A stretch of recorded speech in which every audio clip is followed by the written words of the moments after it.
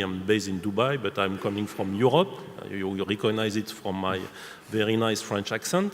And you have some of my neighbors in France that are passing through very difficult time. I'm talking about Germany, for example, completely disrupted by a mix of renewable energy, which is now several tenths of %. In the other hand, the utilities have lost completely the revenue from the generation and the transport and even the distribution of this energy. So lost revenue, what kind of business model? How do we reinvent urgently the business model for those entities? So how I see it, technology, most probably digital, it's clear, but business model and efficiency are the three things that we have to put in place and that we are in Schneider ready to work.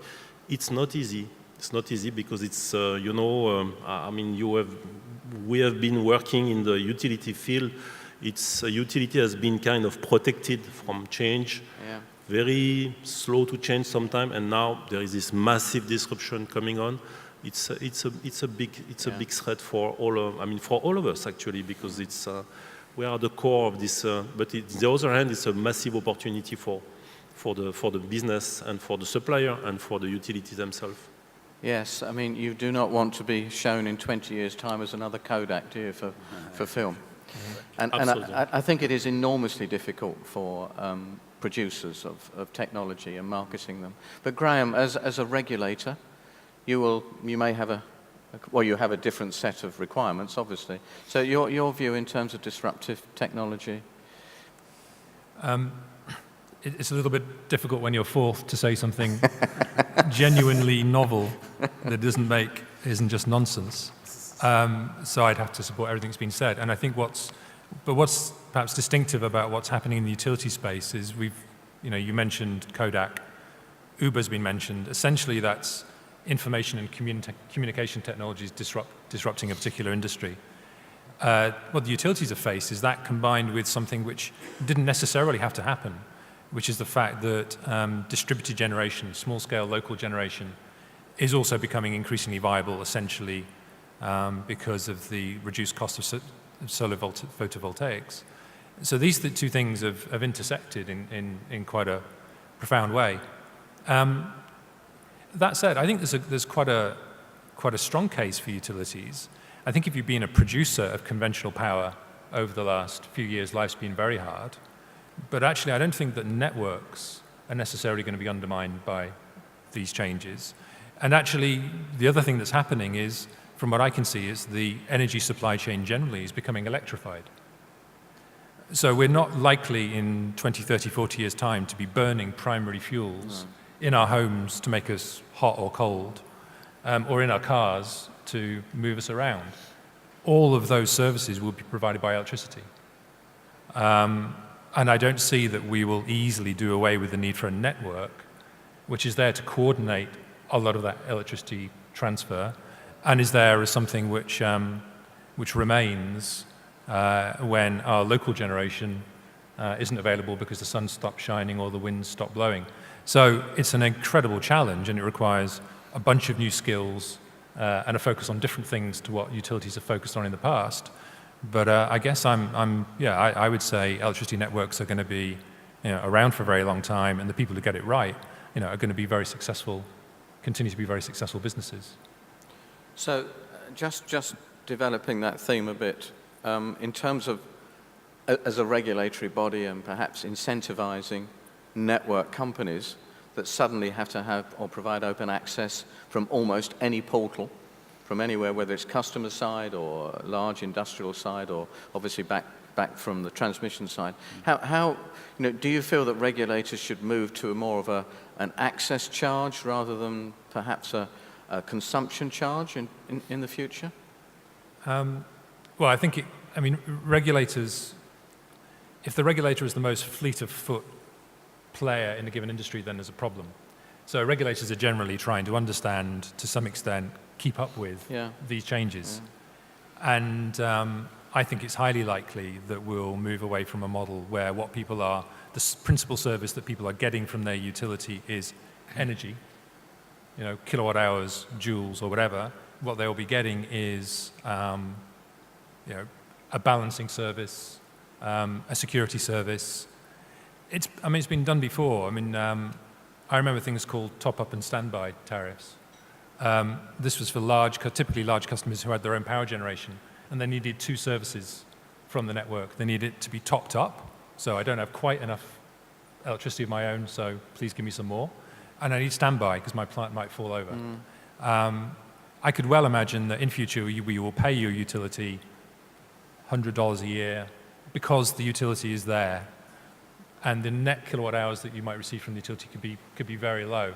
Utilities need to be regulated in such a way that they are then broadly indifferent as to how that power flows. And so the thing that regulators tend to worry about is when you get vertical integration and utilities want to move up or down the supply chain and take control of that. But if they remain relatively neutral parties in the middle, I think that's a viable business, and I think that can be successfully regulated. It probably comes a bit closer to a sort of telecoms type model, actually. Okay. Now, this session is obviously open to the audience to provide any questions. So I think you have a system whereby you can tap in a question and it comes up on my iPad here. But I'm not sure anyone has sent me a question, as nothing has come up on the iPad. So can I comment? Yes, no, I comment sure. on the point of, I think that there is the regulation on the generation and distribution is quite complex, and we have already talked to it. There is another part where we need also to innovate, which is on the consumption part, which is what I have called the demand management. I'm not talking only of the, let's say, residential demand management, but for big industries, which is maybe not too much applicable in this country, but for big industries like in this country, refineries and so on and so forth, we can manage, to shadow, I would say, to curtain what we call the curtaining of the load. So there is a part of the regulation that is at the level of the generation part, but there is also a part of the regulation that should address also the consumption part. And today this is here also something that we have to innovate. It's all about software. It's all about how do I control a critical process, how do I switch off a critical process and I switch on a critical process. This we can do, but the problem is the regulation is not yet ready to, I would say, swallow this, let's say, curtaining effect, which is preventing then to have fossil generation to prevent for overload and so on and so forth. So I think that, and it's not only here, it's all over the planet. It's something that we are, the innovation is not only technology, as I said, it's technology, it's business model, and it's regulation. Yeah. Ruud, would you like to comment on that at all? Well, my perspective is coming more to,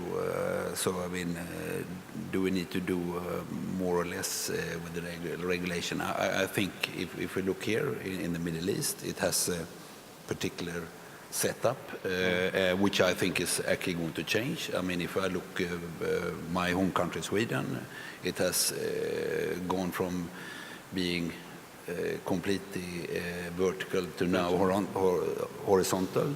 Now, what will enable this is that you need to have much more information on all these different levels. So whether it's on the generation side or if it's on the end user side, and you need to figure out how you can take in this data, analyze it, and actually make it into something tangible. And I would say another aspect for utility companies or utility providers is not just that they provide the resource as such. They can actually also now, with all the data they have, actually provide the data to other players that can come in and use this data, and then of course that in itself becomes a business model where they can actually get additional money. So I think it's a very wide topic to address. Yeah, and Dr. Abdullah, as a regulator of in a country in the GCC with close to 30 million people, many million connections. I mean, do you have a feel for how new technology will enable your customers to perhaps eventually select time of day type tariffs or other bundled services that are added onto?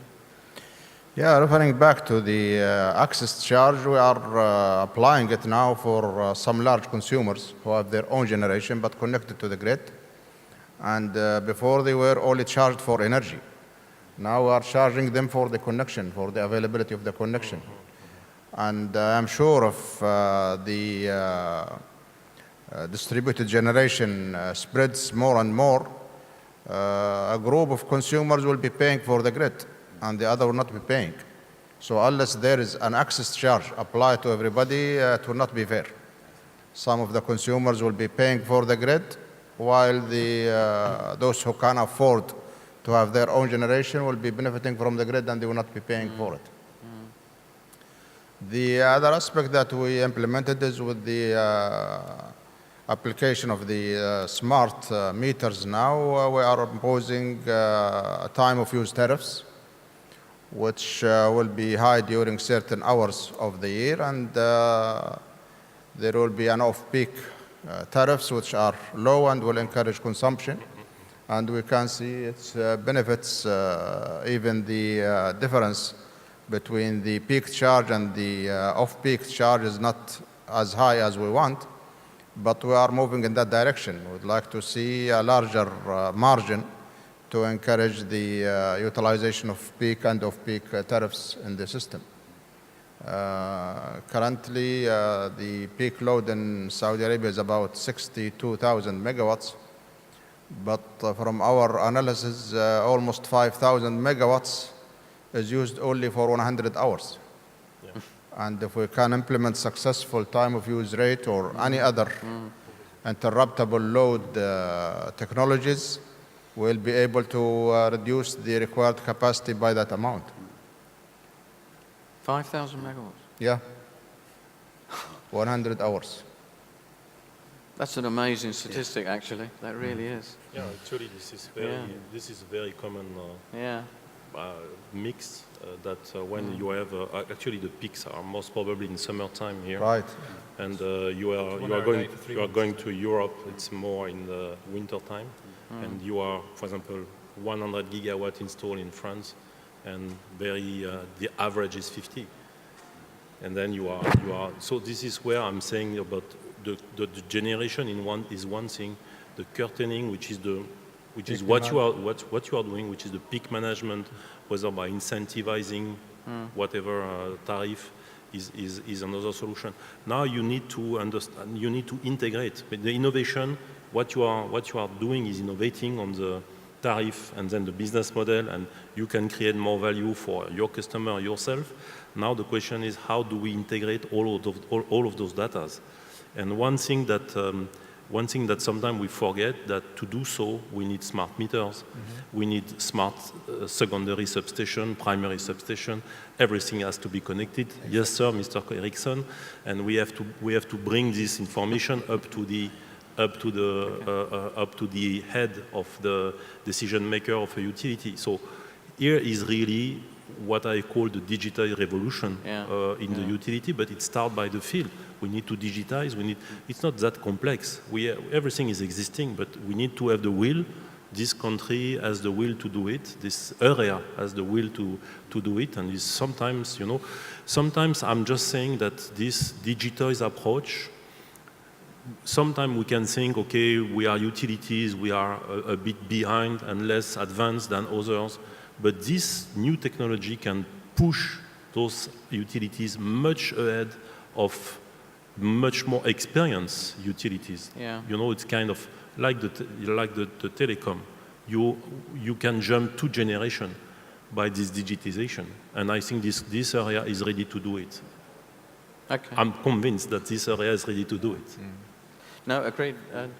Yeah, and I mean, I would like to add here, and I think going for flexible tariffs, I think this is a must, because you want to be able to give the opportunity for the end user also to control their own behavior. But I'm going to put another caveat to this, and I meet a lot of utility companies now in the region, and I think what most of them admit, that there is also a lot of losses. That means that you produce something, and what you actually get paid for is something else. And I think now in this digital transformation, and we're very much for this, is also to be able to build systems, run the billing, etc. So the interaction with the customer becomes more close. So it's not just one way from the utility provider to the end user, but also the end user can have a seamless way of interacting, and that you also can see when you start to see that people are not, let's say, paying their bills. Because I know in some countries we have some of the providers that is having severe losses where you actually don't get the end user to pay. And of course, at the end of the day, you need to get everyone to pay for what they're using. Mm-hmm. Yeah. So could we just go the other side of the meter, the customer side? In that, what is clearly going to happen on the customer side is, maybe building management systems will start to come in, linked through to telecom systems, instant access to, perhaps the amount of energy you're using, even subdividing where energy is used in households. So, Graham, your view in terms of how, that may change over the next 10 years or so? Yes, I mean, I was listening to what Frederick was saying about the role utilities might play on the demand side. I think for me, there's more of an issue about who will really succeed in things that happen beyond the meter.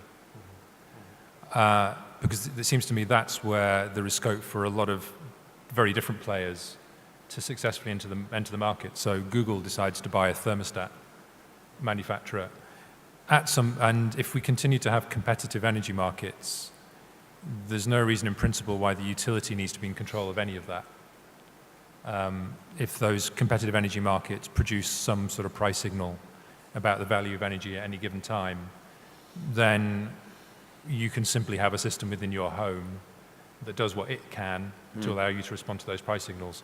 I don't think individuals are likely to be sitting there monitoring the hour-by-hour price of electricity.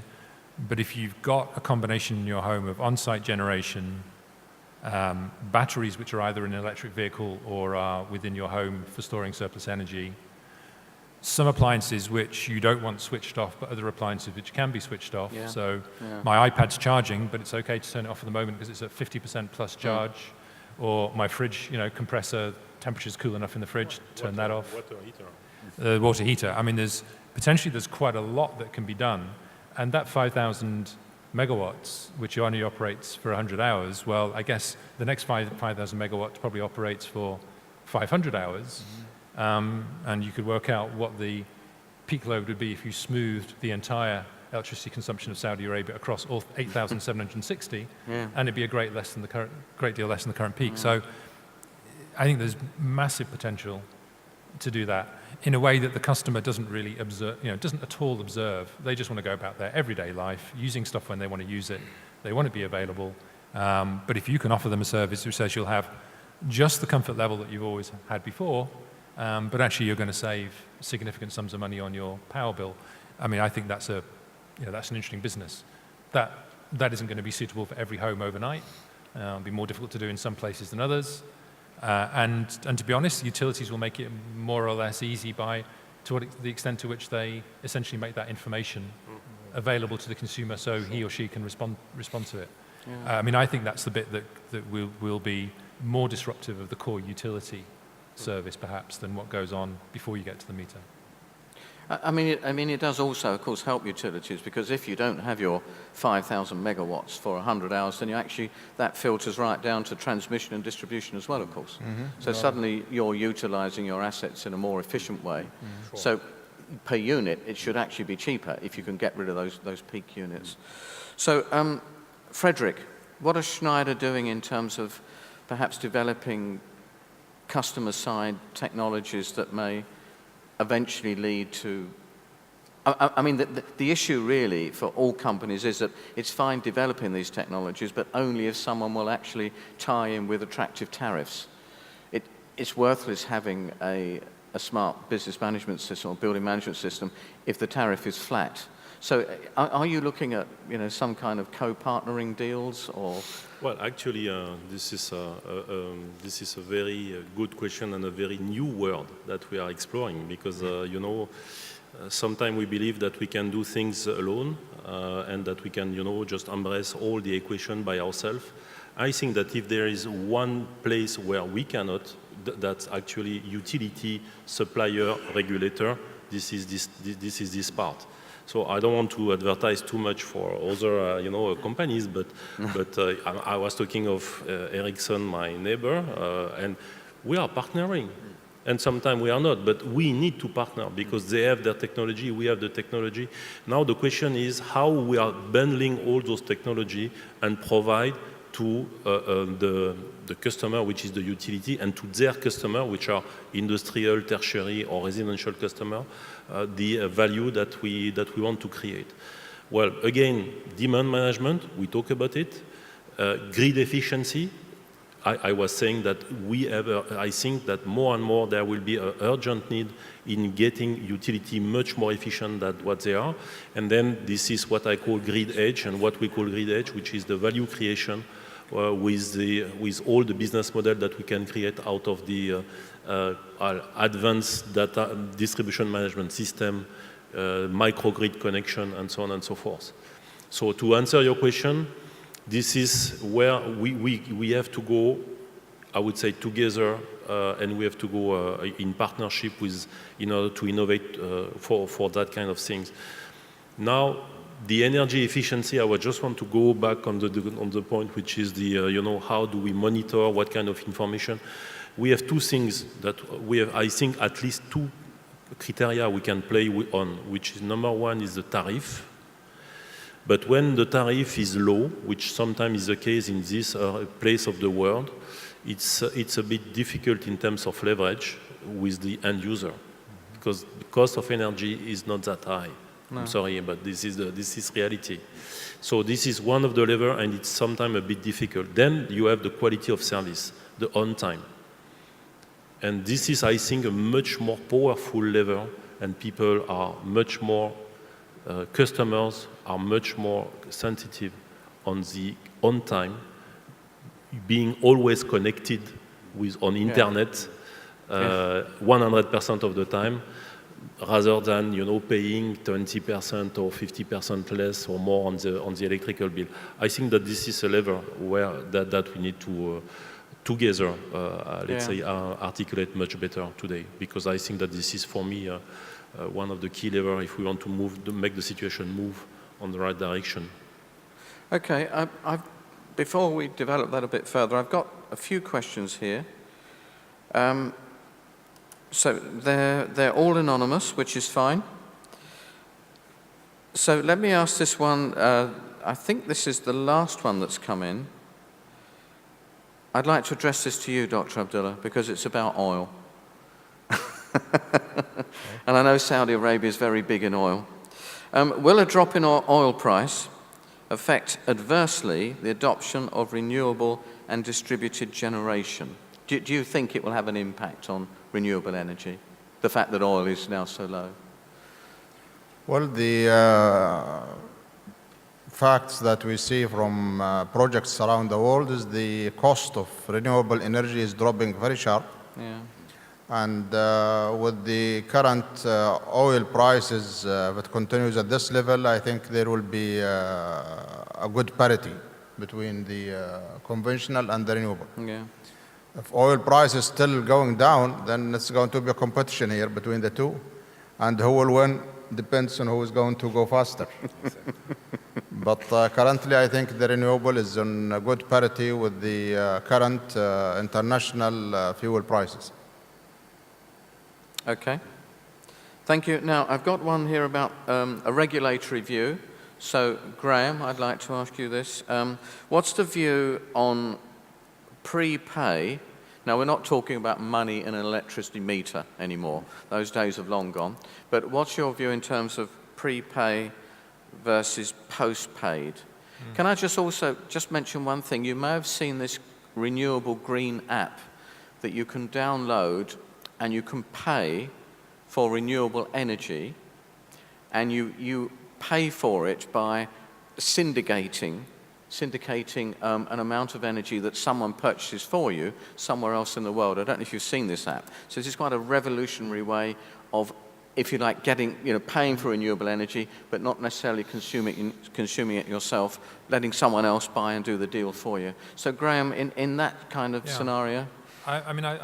I've seen reference to this notion that actually smart meters would make the sort of prepayment meter a more popular option again. Yeah. The reality, prepayment meters are very widely employed in Britain, and they've had a slightly dubious reputation. They've principally been used by utilities in cases where customers had poor payment records, and in those cases they're often sort of forced on the customer, and they can have the undesirable effect that if you run out of credit on the meter, then your supply switched off. So there is this notion that you disconnect yourself before the utility has to go to the trouble of disconnecting you. That said, there are many people who think that they're good because they're a good budgeting tool, because you know how much you've spent. And so instead of getting a bill, which may be an inaccurate bill, which may not be based on a meter reading, once a month or once a quarter, you know how much you paid, and so I can see the attraction. I guess the other thing that smarter meters would allow you to do would be to be billed accurately more regularly. So if you're in Dubai, it's pretty good. You get a bill every month based on what you've used. For somebody from the UK, this is very novel.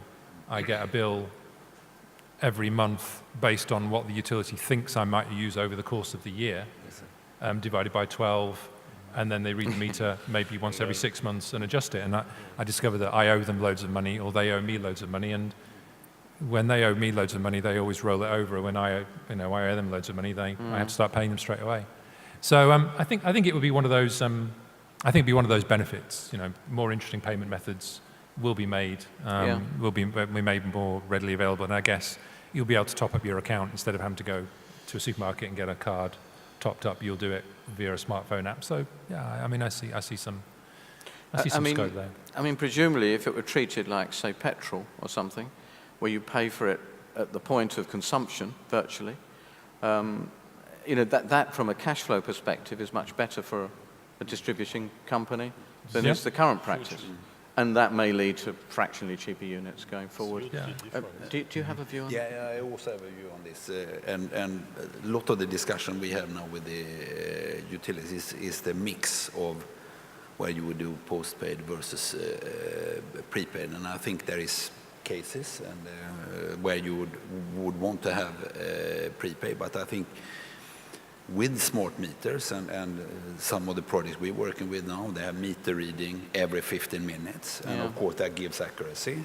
But we are actually now, thinking, okay, if you were to have a meter reading every second, what would that mean? Of course, from a capacity or an internet capacity thing of actually retrieving this and collecting all this data, that would be massive jobs for the utility provider. But on the other hand, it will also give more accuracy to the end user of I think they would be feeling more comfortable that, this is actually what I've used. I want to pay for this and I want to make right. No, okay. Okay, right, I'm going to change tack slightly. This is one here. If lots of renewable power is commissioned and has preferential grid access, what impact would this have on the independent producers, so the existing generation companies? One of the issues, for example, in Abu Dhabi is that they are take-or-pay contracts. So Abu Dhabi contracts for a large amount of power, which it has to pay for whether it takes or not. If you now bring in renewable energy, which of course is must-run, then that changes that equation slightly. Dr. Abdullah, a view on that, please? Well, in Saudi Arabia, several large projects have been built based on take-or-pay. But currently we are reviewing this type of arrangement and plan to move to the electricity competitive market. And to move to it, there are certain triggers that we need to achieve. And any IPP project or IWPP project that's going to come has to have the flexibility to change as we go on. So these triggers are going to be set, and hopefully there will be target dates, and the contracts should be flexible to change as we go on. Okay, I think the great fear is stranded assets or unutilized assets because of the push for renewable energy. Frederick, do you have a view on that at all? Well, I think that it's at the end of the day, we have a global financial equation, meaning that if you are, and this was what you said, meaning whether you pay for capacity, whether you pay for safety.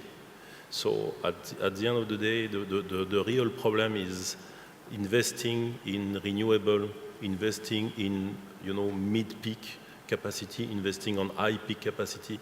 All of this has to be balanced. And any policy that is moving in too much in one direction on the other is getting, I would say, the global entity, government, utility, even the regulator, and at the end of the day, the end user into trouble. Because when you look what is happening in Germany today, you have, this is most probably the most expensive kilowatt in the world. Okay. So at the end of the day, someone has to pay the bill, yeah. and it has to be balanced. Yeah.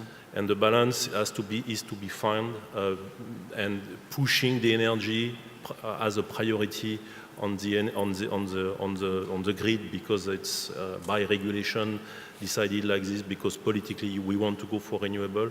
Sometimes it's creating other disaster, like you have a peak factory of 650 megawatt, which is used 2 days in the year. Yeah. And I visited the plant, which is in Germany, which is a new plant of 5 years old. Yeah. So at the end of the day, this global equation has to be balanced. It's all a matter of good sense. But again, digital, putting things together and going step by step and not massively right, massively left, which is not good for anyone. Okay, right, we've got to wash up. So I'm just going to ask one final question. I'm going to start from Graham at the far end this time. And it's a very good question, and someone sent in, if you had to build the utility business model of the future from scratch, okay, so blank canvas, how would the model look like? Now, I do not expect a long praise, I want something very short and snappy, please, from each of you. So, Graham, the key couple of points you think that, you would put into a utility model? Well, I think I'd build it from the bottom up with a rather different set of capabilities to the ones that utilities have typically had. So I think it would be less about hard engineering and more about understanding how energy is likely to flow, and to be able to, from an informational point of view, control, measure that information. And then the physical infrastructure gets overlaid upon. Okay. It's a sort of topological understanding, I guess. Okay, so data and a different structure. Frederick? I would say, to summarize it, I would say more OPEX driven than CAPEX driven. Okay, that's very good. Dr. Abdullah? I think considering the future technologies and changes is more important than building on the past history. Yeah, okay. Rachel? Yeah, well, my take to this is that if you rebuild this from the start, I think the utility providers should be aware that there is other competing industries. It's not just going to be the traditional one. There's going to come in others like, I'm going to say Google, but they need to have a model that is sustainable, not just from the internal, but also from the wider community. So the end of the sort of so-called monopoly feeling of safety. Exactly. Okay. Ladies and gentlemen, can I ask you to thank the panel, please, in your usual way? Thank you very much. Thank you.